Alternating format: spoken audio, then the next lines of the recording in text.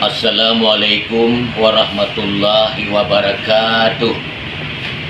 Saudara lun ban sigom Aceh yang na aterung donya, mari sama-sama nibak uronyo gitanyo tamul silaturahmi.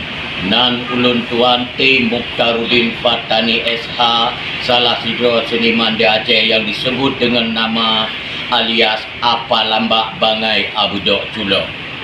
Jadi perlu saudara-saudara tepu memandum bahawa ulun tuan nanti Mukhtaruddin Fatani SH, tetapi payah lum balik nan dari T. Mukhtaruddin Fatani SH dia Apa Lambak Bangai Abu Dok Culo, karena dia Acehnya halagut tamukat jarang, tamukat bangai baru iblau. Jadi kepada saudara-saudara lun memandum yang na ban sigom ruang dunia yang tinggal di Nanggro Aceh, bahawa mari sama-sama kita nyota ucapkan selamat ulang tahun GCC yang ke-petun. Semoga kita nyok kompak ban sigom Aceh. Jadi saudara lun memandum dengan na GCC nyan hinan ke tempat kita nyok bersilaturahmi, tempat kita nyok tamu cengkrama lewat udara. Jadi adik abang kemun apa makcik mawa pali apa habis madum apa lung sebut tengah di Abdia dan di Abdiun, di Aceh Selatan dan di Melabu, Tapak Tuan, Banda Aceh, Lok Simae, Sepidi dan juga Aceh Besar, Aceh Timur sampai ke DU Teming ya. Menan. Jadi mari sama-sama kita nyo memadu berkompak. Bekna saboh tarik uye saboh tarik unun.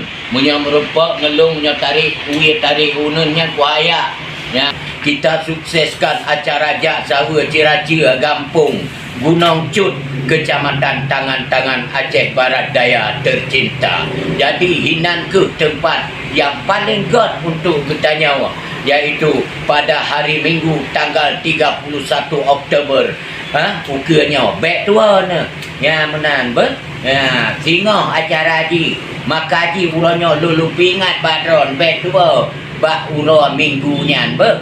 God lagi nyan dilem nyoka lagi nyan. Bek tua ni nyan nepakat rumah bek nepakat cewek. Yang merupa nepa cewek kuaya ne. Ngeluh bek macam-macam. Lamunan lagi kuaya ana relok ne madu. Punya ngeluh ana pun macam-macam. Ya.